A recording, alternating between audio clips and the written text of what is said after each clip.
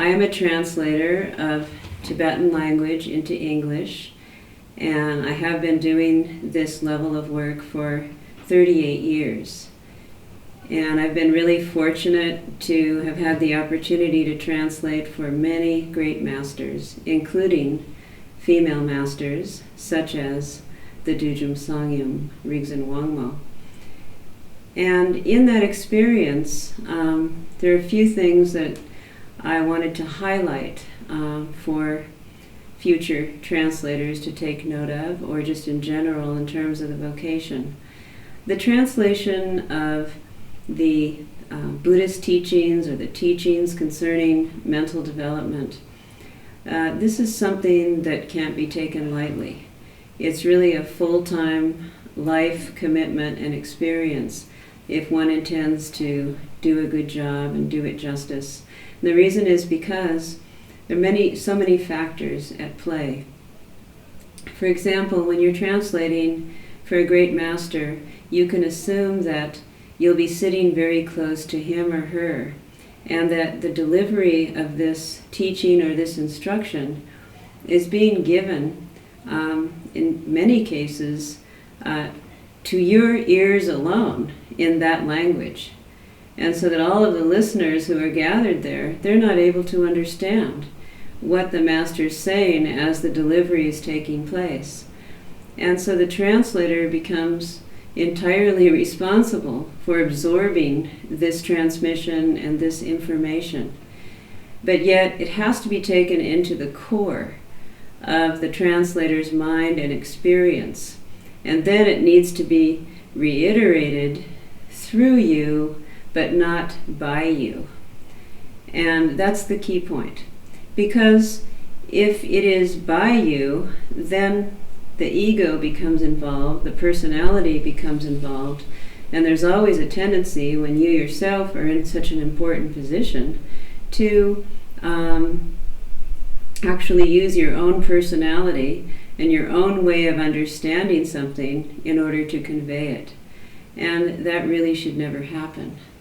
And so the art and craft of translation, oral translation, is such that a translator needs to learn humility, selflessness, total respect for the qualities of the master who is the teacher, and understand oneself to be a conduit for that process, so that the listeners can hear as closely as possible to having heard the meaning of the words from the mouth of the master.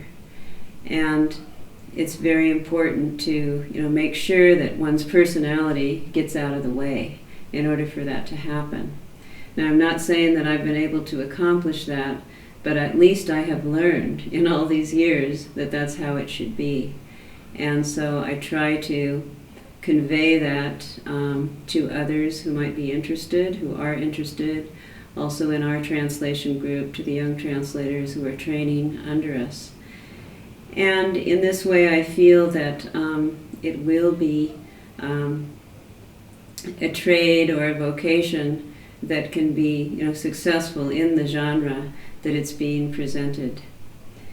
So it's very important that this ancient wisdom is transmitted here in the West, and that we understand that this wisdom is timeless. It's not something that needs to be adjusted in the modernity of these times.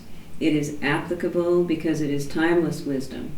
And so if one learns it, knows it, internalizes it through study, contemplation, and meditation, then anything is possible, just like it always has been for the great realized masters of the past and those to come. And so that's my main message today, and I wish that everyone can find their path and find true happiness and pursue that. In this new century, as His Holiness the Dalai Lama mentioned recently when he visited Oregon, that this century is the century, or should become the century, of love and compassion. The last century was the century of war, but this is the century of love and compassion.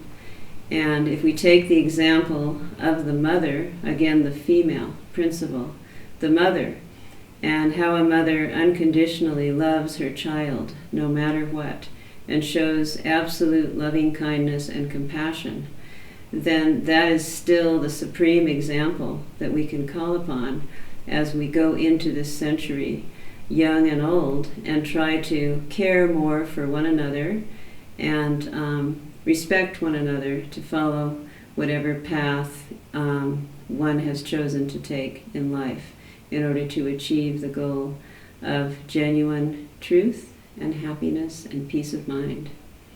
So thank you.